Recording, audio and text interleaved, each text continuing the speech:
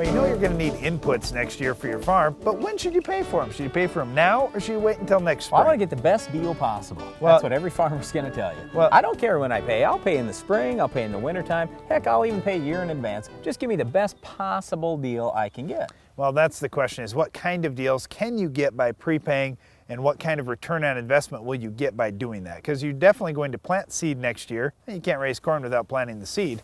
But the question is it worth it? Does it justify paying that early? Well, one question that comes up pretty often is, all right, interest rates are at ridiculous lows. I mean, if you're going to put your money in the bank, you can get like 1% maybe. But these seed companies are giving you probably 18% APR. Chemical companies will give you 10 to 12% APR. How can they justify giving the farmer such a good return on that investment for the cash? They need the cash that bad? Are they going to go broke? What's the deal? Well, they don't necessarily have to have that cash, but they like to lock up the business, and that's a really big thing. Like let's take seed corn, for example. Let's say that you're a big seed company out there. You know the farmers are going to plant your seed, but they could plant somebody else's seed too. You want to make sure yours is on the farm, so you want to be the first one that they buy. That's why there's such attractive offers for prepay. They're trying to entice you to buy their seed. And you say, well, you know, normally I buy company B, but wow, company A's got a 20% discount. I got to take that. That's great. Okay, but how do you know when you're making this decision so early? You know, you just got out of the combine and now you got to figure out which seed company I'm going to pay, who I'm going to pay it to. I mean, how much I'm going to pay. Don't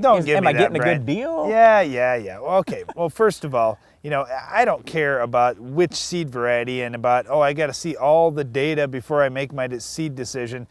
I know what I want to buy, and I'm going to buy, and I can switch numbers a little bit later if I need to. The point is, though, that you have to go somewhere that you trust. Now, let's say that you're going to seed company X and you're going to give them a bunch of money. Well, you've got to know that they're going to be there in the spring, for one thing, that you're going to get your stuff, because you're spending this money up front. You've got virtually no collateral on this, so you want to make sure they're not going to run away with your money. But the next thing is you want to make sure that if you pick seed variety 1 and all of a sudden you notice, wow, seed variety 1 just really didn't perform in the field this year, seed variety 2 is much better, I need to switch, that they'll allow that kind of switching, otherwise you're in trouble. And really that's kind of where I was going with this thing, because there are some companies, whether you're buying ag chemicals or seed or fertilizer, that when you say, I'm going to take product X, you're stuck with product X no matter what.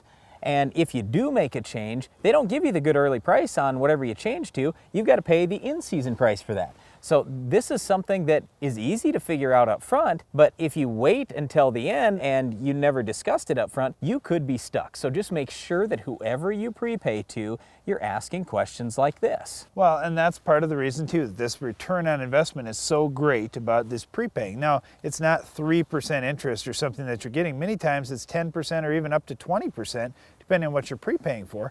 It's because you are taking a little bit of risk. You're prepaying somewhere that you don't have all kinds of collateral on. Granted, most of the places that you're going to prepay with have been in business for decades, so you're not really too worried about them. But you are taking a little bit of risk, so you do need to get a good reward. The other risk that you have is, let's say you don't get the crop planted. Let's say you prepaid too much for some reason. You expect that, oh, I'm going to do all these things on 1,000 acres, and then the weather turns against you, or your cropping plans change, and you don't spend all those dollars. What happens with that excess money? So up front, right now, you've got to ask the question of your supplier, can I get the money back at any time? Will you give me some interest money on that money?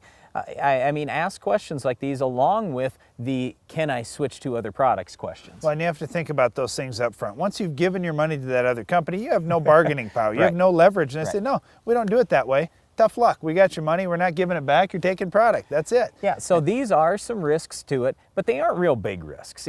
As long as you're diligent up front and you're checking these things out, you should be in pretty good shape. And I can just tell you, for our own farm, we're prepaying a lot of money every year because that gives us the best deal. It gives us the best cost advantage on our farm. And one thing I talk to, let's say, medium-sized farmers about all the time is they get worried about, oh, is this great big farmer getting a better deal than I'm getting?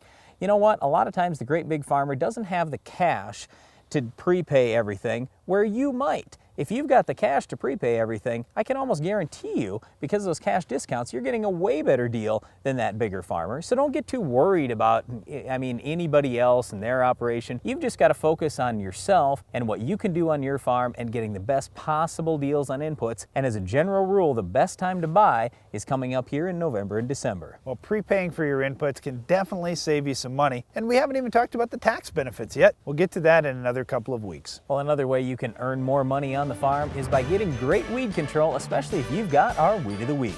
We'll tell you how to stop it coming up later in the show.